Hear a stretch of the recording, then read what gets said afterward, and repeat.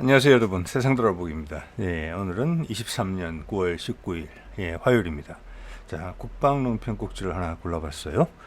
엊그제부터 러시아가 새로 배치했다고 이제 러시아에서 이야기를 한 순항 미사일에 대한 이야기들이 등장을 했어요. 그래서 그게 또 하필이면은 김정은이 블라디보스토크 근처에 있는 러시아 공군기지를 방문했을 때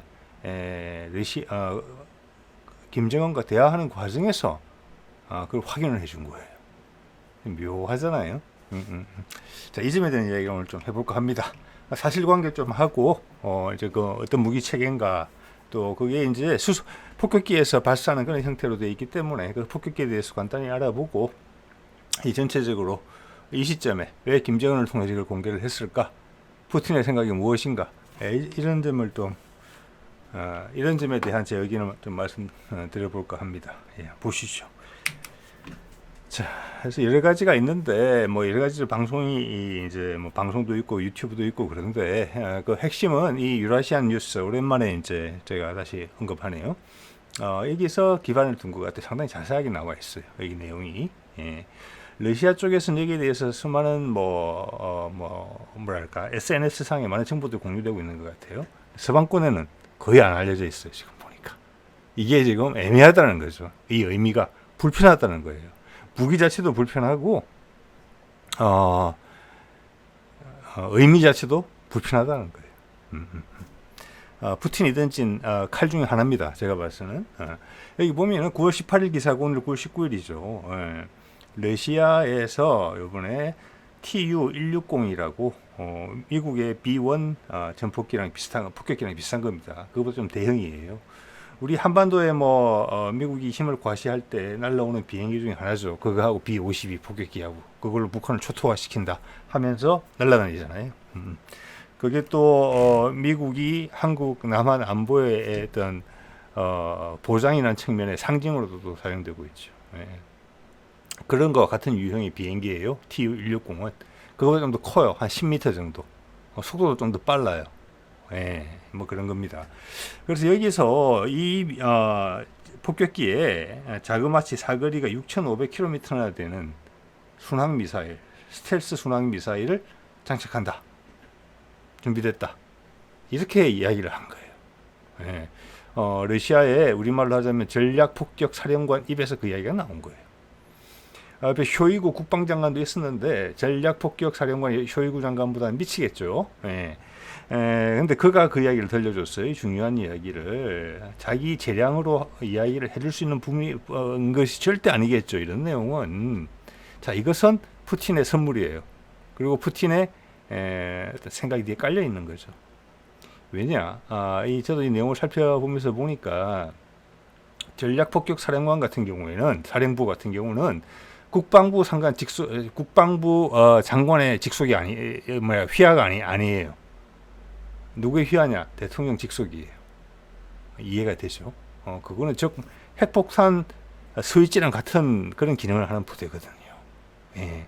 그래서 푸틴이 쇼이구 국방장관을 그치지 않고 전략 폭격 사령관한테 이야기를 바로 했다고 봐야 돼요. 김정은한테 이야기 해줘라. 그 내용이 언론에 다 보도될 수 있도록 크고 명확하게 이야기해라. 이렇게 말했다는 거죠. 그게 궁금한 거죠.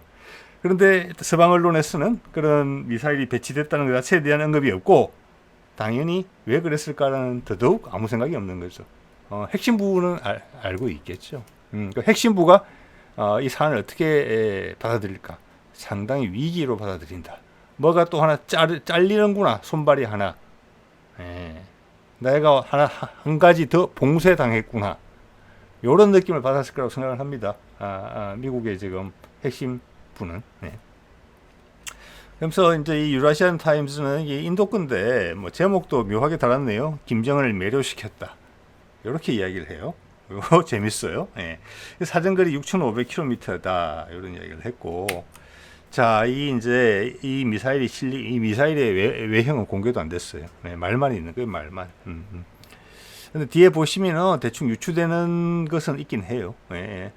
자, 이게 TU-160이고 1981년도부터 배치가 되어 있는 것으로 되어 있고 B1보다 좀 빨리 됐더라고요. 이때는 이게 유행할 때예요. 이런 게 가변익이죠. 예, 그래서 저속 고속에서 다 유리하다. 원래는 이게 이제 저공 침투 이제 초음속 폭격기 이런 컨셉으로 이제 나왔던 건데 지금 시대상에는 이제 잘 안 맞죠 이게 사실은. 네네. 그래서 28기 정도를 보유하고 있는 것으로 지금 추정이 되는데 속도는 자그마치 마하 2.0이 넘어요. 예, 이 정도 큰 기체가 기체 길이가 54m예요. 엄청나게 큰 기체예요. 그래서 이제 러시아는 이걸 계속 개량을 하고 있고 최신 개량이 아마 M2 같아요. 이거는 뭐 모든 면에서 개량이 된 것 같아요. 레이더부터 적기 회피하는 거, 뭐 DIRCM 이런 것도 좀 들어간 것 같아요. 수호의 57에도 들어가잖아요. 그래서 그런 게 이미 먼저 적용이 된 것 같고 또 레이더파를 흡수하는 도료들이 또 많이 들어간 것 같아요. 예, 예.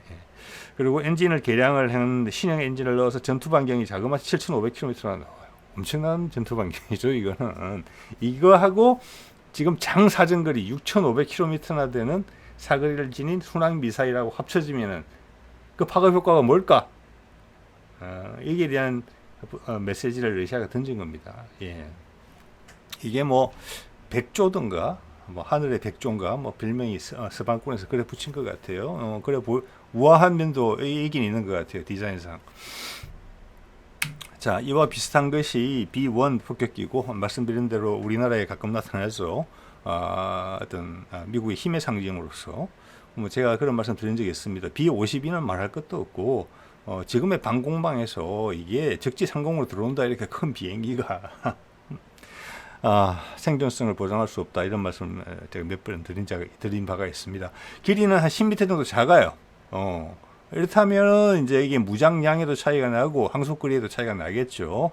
86년부터 생산했네요. 104기 정도 생산했고 아마 좀 이렇겠죠. 훈련이나 또 뭐 고장을 통해서 추락을 하는 바람에 속도는 마하 1.25니까 TU-160하고는 차이가 좀 나요. 예.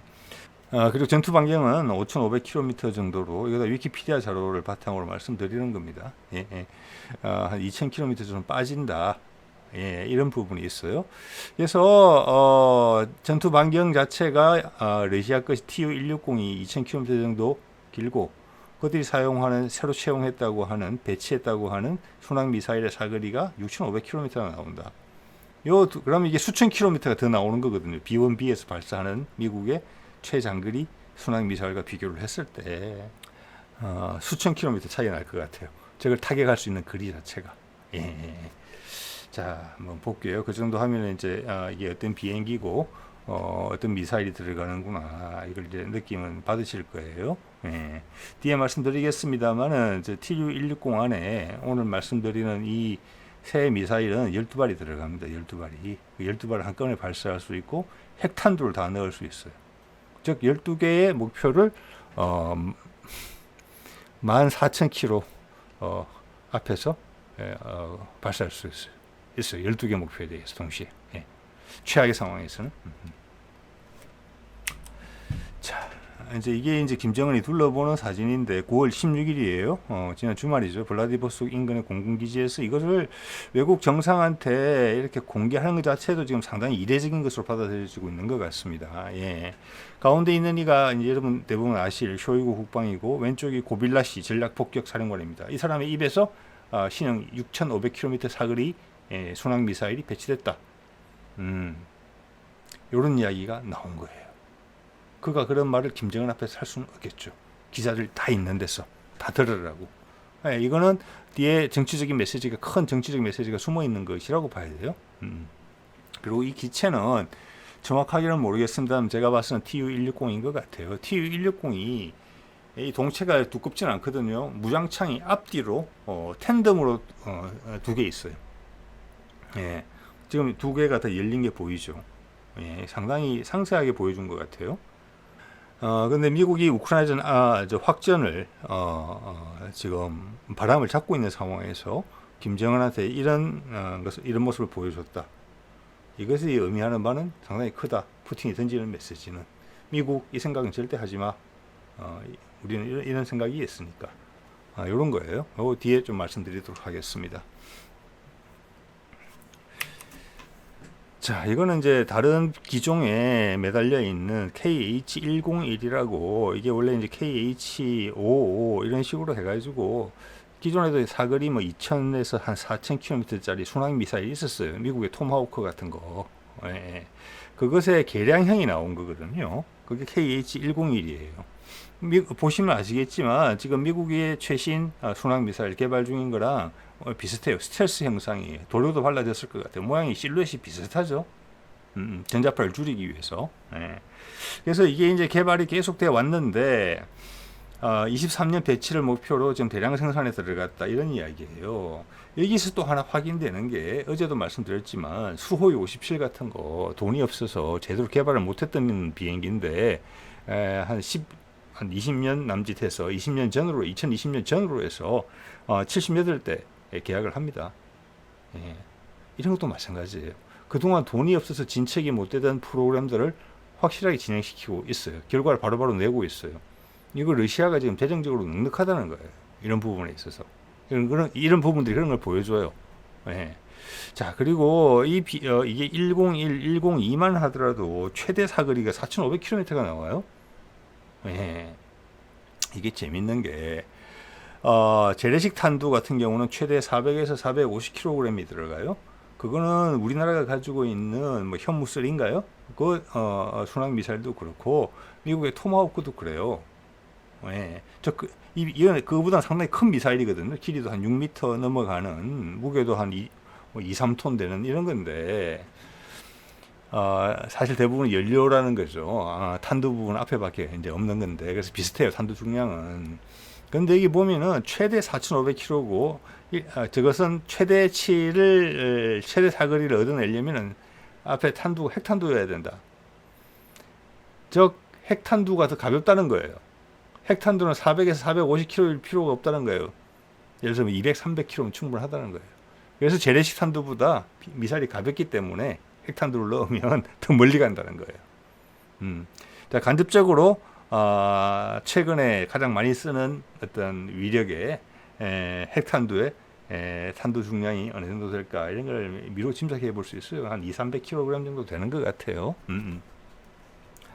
자, 그래서 이걸 보면은 이 위키피디아에서 제가 가져온 자료인데 설명이 잘 돼 있어요. 이 밑에 내용이 정리된 겁니다. KH101, 102가 있는데 102는 핵탄두가 들어갔다는 뜻이에요. 이게 배치가 되고 있고 이게 지금 개발이 잘 되어 왔다. 그래서 타이밍이 지금 요번에 공개된 김정은에게 말해줬던 그 미사일과 타이밍이 비슷해요. 그리고 그 미사일이 지금 KH101, 102와 다를지는 모르겠으나 거기서 하나 가르치기 한 걸 수도 있고 KH101이나 102를 이야기한 것일 수도 있어요. 실제 사거리는 좀 더 긴 거죠. 그러니까 그럴 가능성이 상당히 높다. 저는 그렇게 봐요. 자, 지금 돌아다니는 이야기를 보면은 아음속으로 날 수도 있고 초음속이 될 수도 있다. 속도가 가변적이다. 이런 이야기가 좀 있거든요. 예. 그래서 제 생각에는 그런 미사일을 비밀을 유지한 상태에서 개발하기는 어려웠을 거라고 봐요. 그래서 지금 위키피디아가 잘 정리한 KH101, 102 이것의 실제 스펙은 이거보다 높다. 그 정도이지 않을까 싶어요. 예, 이것도 보면 아까 제가 2, 3톤 말씀드렸는데 2.2에서 2.4톤이고 탄두 400에서 450kg, 핵탄두짜리는 5,500kg까지 나온다고 이야기를 해요. 제가 앞서 말로는 4,500kg라고 말씀을 드렸는데 이거 정정을 해야 되겠네요. 4,500kg는 일반 탄두고 5,500km는 아마 핵탄두다. 이렇게 이해를 하는 게 맞는 것 같습니다. 네. 고도도 운용 고도도 30에서 6km, 30m에서 6km까지 엄청나게 제공해서 나무 높이에서 6km 상공까지 날아갈 수 있다. 이게 상당히 운동성이 다양하다고 이해할 수 있어요. 여기 보면 이제 회피 기동 이런 거는 한다는 건 당연히 돼 있거든요. 속도도 가변적이다. 속도가 가변적인 부분이 이 순항 미사일의 사거리가 이렇게 길게 될 수 있는 이유가 아닌가 하는 생각을 감히 해보게 됩니다. 이것도 기본적으로는 터보젯 엔진을 쓸 것 같거든요. 그러면서 정확도가 CEP가 4, 5천 km 날아간 다음에 10에서 20m다. 엄청나게 정확한 미사일인 거죠. 예. 자, 이거는 이제 TU-160에서 KH-101을 발사하는 모습이에요. 이게 한 2015년 정도의 사진인 것 같아요. 러시아 국방부에서 공개한 아마 동영상을 캡처한 부분 같아요. 그래서 TU-160의 최신 개량형, 최신 엔진 들어간 것이 M2인데 그것의 아까 작전 반경이 전투 반경이 7,500km. 그리고 이 미사일은 현재는 KHBD라고 또 불리고 있어요. 예, 제가 말씀드린 것처럼 이 101, 102일 수도 있고 그게 기반을 둔 조금 개선된 형태일 수도 있다. 이런 게 제 추정이 있어요. 추정이었습니다. 이 두 개를 합치면 자그마치 사거리가 14,500km가 나온다. 즉 이것은 뭐냐? 대륙간 탄도탄보다 멀리 가는 거예요. 이게 지금 요 셋업이 대륙간 탄도탄보다 멀리 가고 한꺼번에 12발을 쏠 수 있어요. 자, 핵탄두를 장착하는 미사일이 12발 들어간다면 그냥 지상에서 사일로에서 고정된 상태에서 발사하는 남들이 다 볼 수 있는 그런 장소에서 발사하는 러시아의 최신 대륙간 탄도탄보다 더 강력한 위력을 가질 수도 있다. 이런 말씀을 이제 드릴 수 있는 거죠. 자, 그래서 이걸 한번 보면은 지금 이제 블라디보스톡하고 미국 시카고 정도를 찍은 건데 제가 구글 지도에서 거리가 뭐 한 10,000km가 채 안 나와요. 블라디보스톡에서 찍으니까. 그래서 이제 저게 최단 거리겠죠. 사진에서는 곡선으로 보이지만. 그래서 여기에 대해서 이제 그 유라시안 타임스가 전문가들의 말을 빌려서 정리한 내용을 보면은 어느 정도 공감이 가요. 이것은 가장 큰 차이가 뭐냐? 러시아 영공에서 미국을 타격 가능하다. 저 위에 캄차카 반도 저 위에까지 다 러시아 땅이잖아요. 예. 저게 방공망은 물론이고 저게 레이더망에 잡힐 필요도 없는 고도에서 아까 말씀드렸죠. 고도 30m에서 고도 6km까지 운용을 가능하다고. 즉 몸을 숨긴 상태에서 어느 곳에서든지 남의 공격을 들어가지 않고 우리 공격에서 상대방의 전역을 타격할 수 있다. 이거는 상당한 놀라움이다. 저는 그렇게 받아들이지라고 봅니다. 예.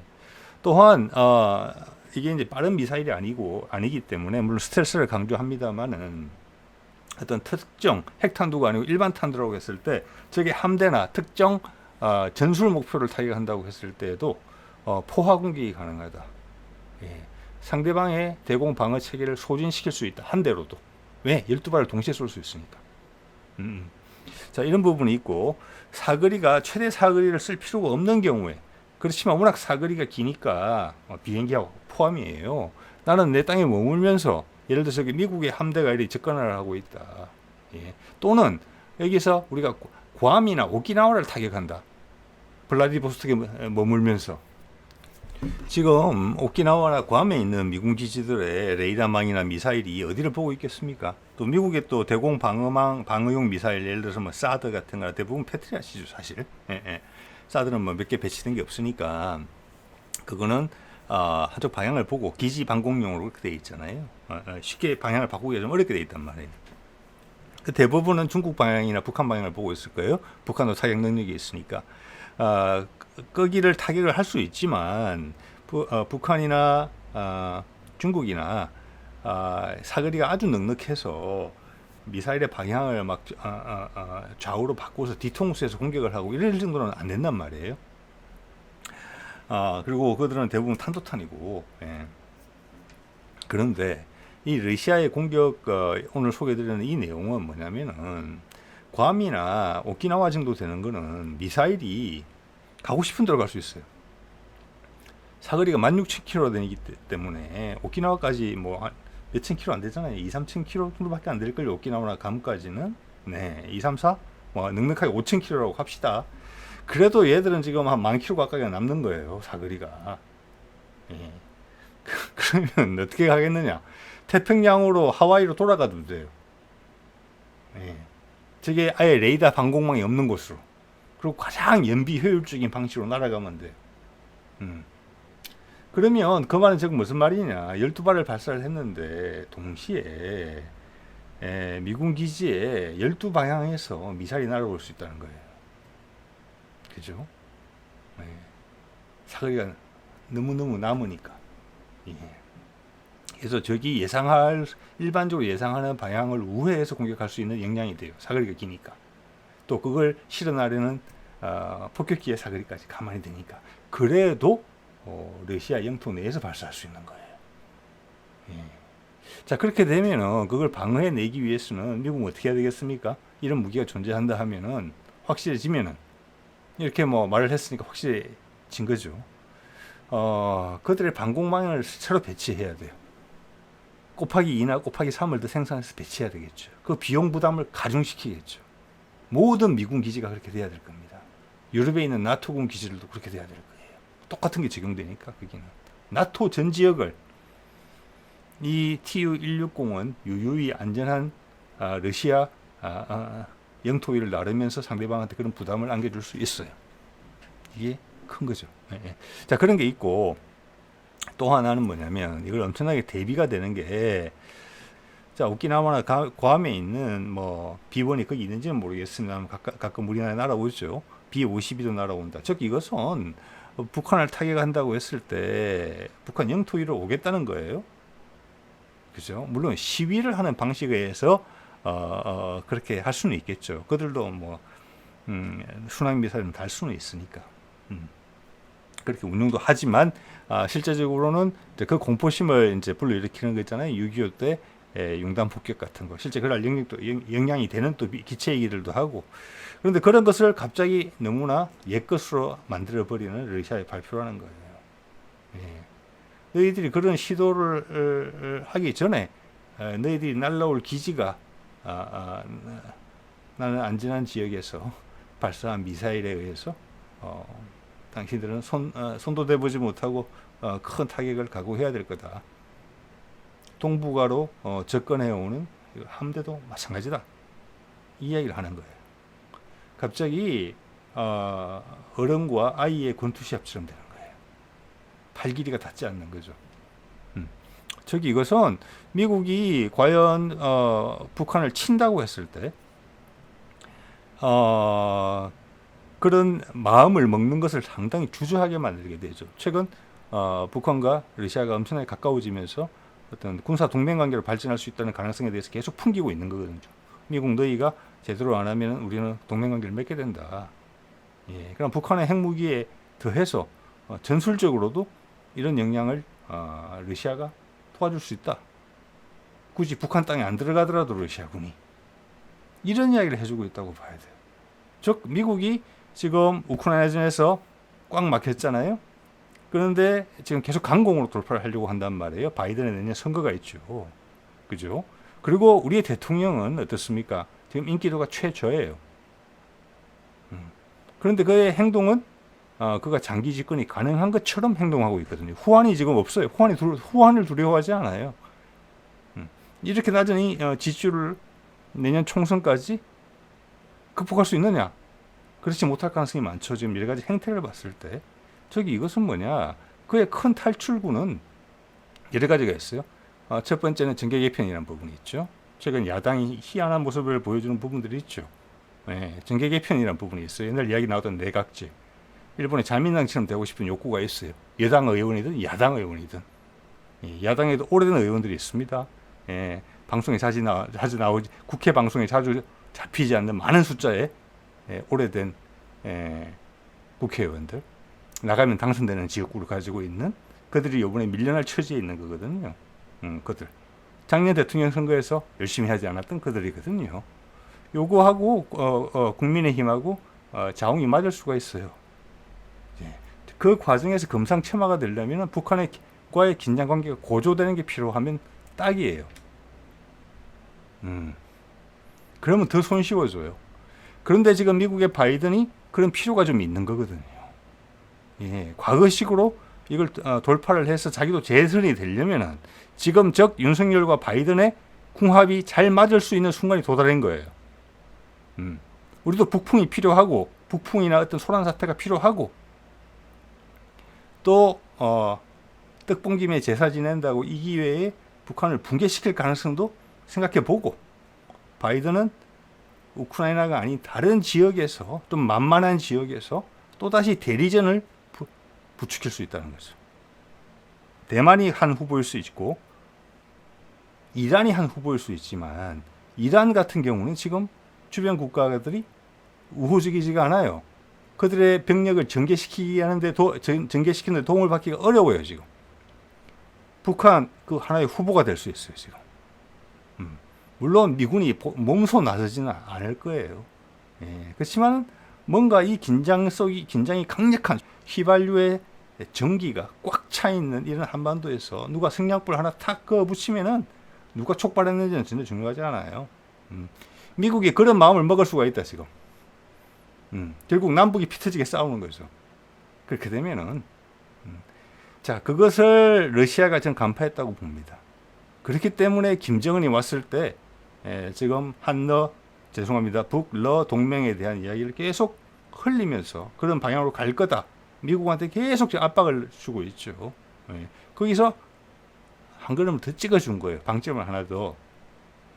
우리는 옛날 6.25 때처럼 그렇게 복잡하게 안 해도 돼. 훨씬 간소한 방법으로 당신네들의 무력 지원을 그냥 차단할 수 있어. 조금만 더 그런 낌새만 보이면 바로 우리는 행동으로 돌입할 거야. 바로 뭐 사인해버리고. 그래서 제가 바이든이 큰 것이 하나 잘렸다. 예. 요것도 한번 만져볼 수 있는 카드가 아닐까라고 수석거리는 부분이 있었을 거예요. 예. 한국도 있고 일본도 있잖아요. 중국보다 이게 더 만만하거든요. 그리고 북한은 미국과의 협상을 기대하면서 중국과 거리를 뒀었고 러시아와도 어느 정도 등거리 외교를 해왔단 말이에요. 그것을 바이든이 이용하려고 했을 수가 있어요. 예. 어떻게 보면 거꾸로 이야기하면 우리가 고립시킬 수 있다는 거예요. 이때까지 잘 꼬셔놨으니까. 그것을 그렇게 돌 수가 있죠, 상황이. 그것을 푸틴이 보고 있었다. 꿰뚫고 있다. 그리고 거기에 대해서 김정은과 공감을 했다. 예. 그래서 김정은이 중국에 미안하다는 소리도 안 하고 그냥 바로 러시아랑 손을 팍 잡아버릴 수 있다라는 사인을 보냈다. 이것은 우리 윤석열의 입장에서 보면은 의문의 일패예요. 누구도 이야기하고 있지 않지만 이렇게 해놨는데 바이든이 여기서 불장난을 할 수 있겠느냐? 저는 없다고 봅니다. 예.